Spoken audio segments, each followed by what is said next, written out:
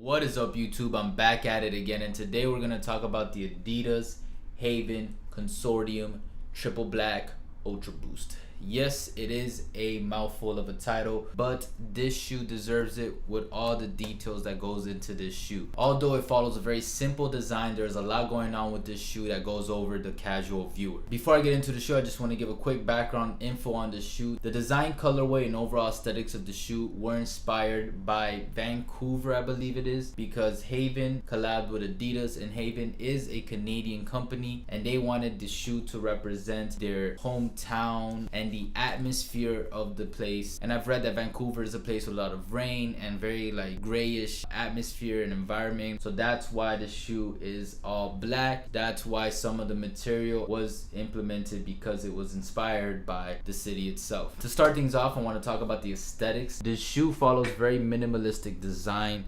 It's very simple. There's not a lot going on with the shoe externally. As you can see, very linear. There's not a lot of patterns. The upper just has one color block, and that is all black. There's no gradient, no other design texture patterns going on with the upper, which I really like. Everything about the shoe is black, from even the torsion on the bottom to the side here, and even the panel that they use over here is black, just with a little shining reflective texture to it. The only thing that's not completely black on the shoe is the shoelaces, as you can see, and we'll get more into that later. And something I really like on the design of the shoe is that for the heel cup, they didn't put that upper sock like pattern that they put on a lot of uncaged Ultraboost. For this one, they left it open like a regular Ultraboost, and I really like that. It facilitates wearing the shoe a lot. It makes it a lot easier to just slip your foot in and out, and that goes a long way, especially if you're using this shoe on a consistent or daily basis. Props to them for going down that route. The fit of this shoe is the best fit I've had on any Adidas model. This shoe fits true to size like a glove. I got a 9.5. It fits my foot perfectly. I have no spacing to the toe. It wraps around my foot really nice. And I do want to point out, I have wide feet, so this shoe itself fits perfectly if you're wide footed, and even if you're not, I think it still looks pretty narrow. I know there are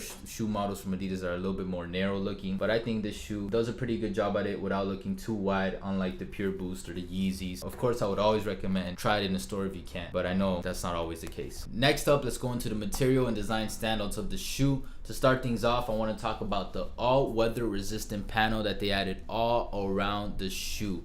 And I love that it's all around, all the way to the heel. It shows that they put a lot of thought into it. This is a weather resistant paneling to help prevent grime and water and dirt from going into the shoe. And this was inspired by the city, because in that, like I said before, it rains a lot in the city, so they wanted to add that to the shoe. The panel, as you can see, is perforated, and that adds breathability and comfortability to the shoe.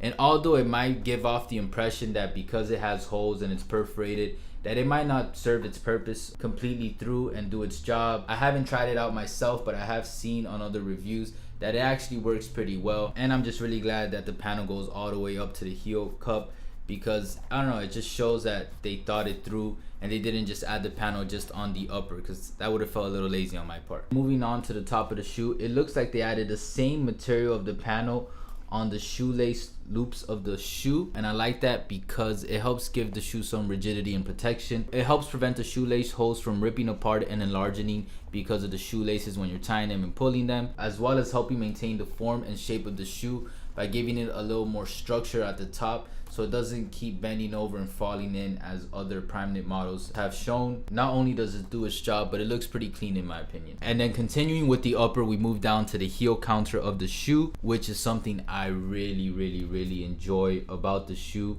It's all leather, and the marquee or logo of the Ultraboost is embossed and it's blacked out. It's just gorgeous. You can barely see it, and I love that. One of the design standouts of the shoe, and that is that because this is a leather heel counter, and I believe this is the only or the first Ultraboost model they've done it to, the leather heel counter is actually stitched into the boost. But yeah, it looks really cool. I really appreciate that, because it just shows another level of craftsmanship to the shoe, and as a consumer, I really like that they did it, and I appreciate that they went to the next level for it, because this is something you wouldn't see on a plastic heel counter. Usually it's just molded or glued on, and they just covered this. And then lastly, on the upper we have an all leather tongue. It's a really nice touch. On the leather tongue we have a nylon strip with the logo on top. It's very small. On this model it says Adidas, on the other model it says Haven. And then on the back I do want to point out that it doesn't have leather, and that's a little disappointing on my end. The more leather the better in my opinion. It's not always the case, but it usually works on most products, and I think this shoe would have been even more of a standout with more leather on it. And by that I mean I wish that the leather tongue was all the way to the back, and I feel like on the pull tab for the heel they added this nylon strip to it to keep up with the utilitarian theme of the shoe. I believe I think it would have just been better off if they did a leather stitch on the back of the tongue, and they didn't even have to add this. They could just stitch the leather on here and it would have just been a nicer touch to the shoe, kind of similar to what they did on the ZG Prime. It would have looked really nice on the shoe. So everything would have been leather, from the heel counter to an all leather tongue to an all leather heel pull tab. But I'm not a designer, so what can I say? All right, for the upper we were given Ultraboost 2.0 upper, and then usually upper 2.0 Prime Knit has a different pattern or gradient closer to the toe cap of the shoe, and thankfully I'm really glad that they didn't do that on this one. It's just straight black. Because it's 2.0 pattern, it's not as flexible as 3.0 I believe. I like that. I prefer that actually. Look, it still stretches, it still gives you some flexibility when you're wearing the shoe, and it's still really comfortable and breathable.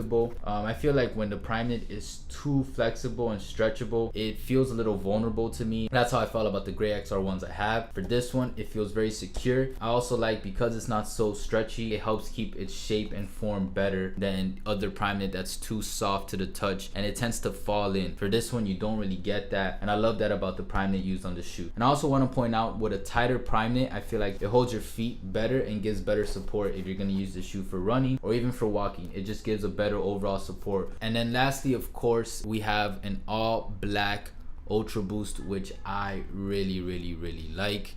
And then of course it's white at the bottom because that's how every blacked out pair is. This is my first Ultraboost model, and I can definitely agree that Ultraboost is the best overall Ultraboost on the market. It's soft, it's buoyant, it's very responsive. The bounce on the shoe is nice and very supportive. I'm sold on Ultraboost, so what can I say? And I couldn't be happier that my first Ultraboost is an all black pair. So getting done with the materials, I want to move on to the design standouts for the shoe. There's a lot of design standouts on the shoe that make the shoe special, even though at first glance you might not think it. The first thing I want to point out, and something that I really appreciate, is minimal branding. I've said this before in other videos. I'm a fan of minimal branding on shoes and just clothing products in general. I feel like with less branding on a product, it just helps the product transcend from different outfits. And I feel like with this shoe, you can use it casually or even semi-formally. That's because of the minimal branding on the shoe. I mean, if you take a look at the shoe, I don't think most people would be able to identify that this is an Adidas shoe. Definitely not a Haven shoe. The only logo that you can see just from the side view is the Ultraboost, which isn't even like an Adidas marquee. It's just a product category of the shoe, and even then the Ultraboost text is embossed and it's so small that it's gonna go over most glances and most people's eyes. At the top of the shoe, like I said before, you do have the logo on the tongue, but the logo is very small because it's at the top here. When you're wearing jeans or pants, it's gonna be covered and you're not really gonna see it. Other than that, you don't have any other marking on the shoe. But what I noticed with the shoe that Adidas, Haven, and Consortium did, although it has minimal external branding, they didn't hold back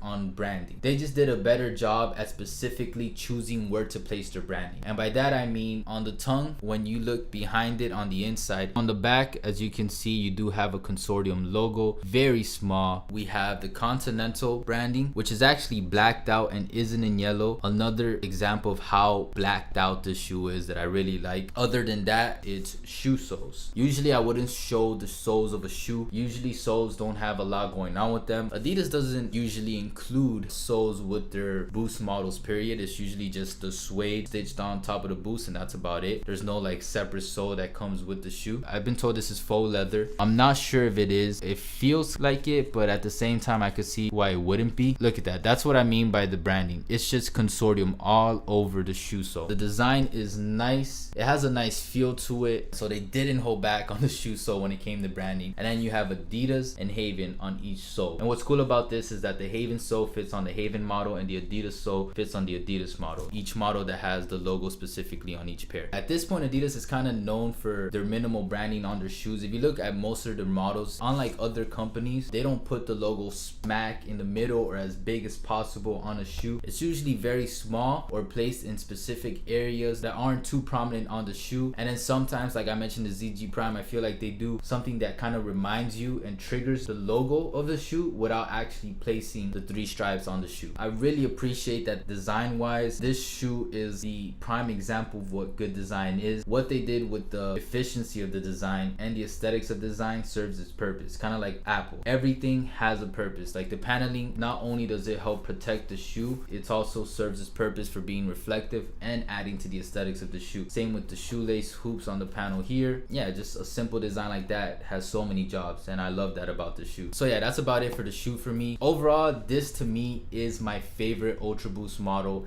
and probably my favorite Adidas model on the market. It has everything I would have wanted in a Boost model. It follows very simple minimalistic design. It's all black and emphasizes on the blackness as much as possible, and it has Ultraboost Boost, which is the best boost on the market. So yeah, I can't really complain about the shoe much. I love this shoe honestly, and I love the simplicity to it. I know some people would have probably wanted a little bit more on it, but I love the route that they went with the shoe. If you have any questions about the shoe or anything else, just leave a comment down below. I'm really curious to see what you guys think about the shoe. The consensus with the shoe was all over the place. If you like this video, please give it a thumbs up. I have a lot of content coming real soon. I love all the support you guys have been giving me lately. Any criticism, feedback you guys have, let me know. Any video ideas you guys have, I'm always open to doing different kinds of videos. You can follow me on Instagram, where I started this photographic concept that you guys might like. You can check me out on Twitter, which is my personal Twitter, if you ever want to talk to me or check me out. You can find me on Snapchat, where I post sometimes, but I post probably more on Instagram stories now, or Facebook. And you can find me on SoundCloud, where I'm reposting and liking dope music at all times. So yeah, until next time,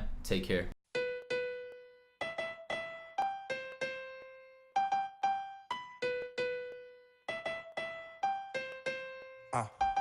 You did what I'm saying.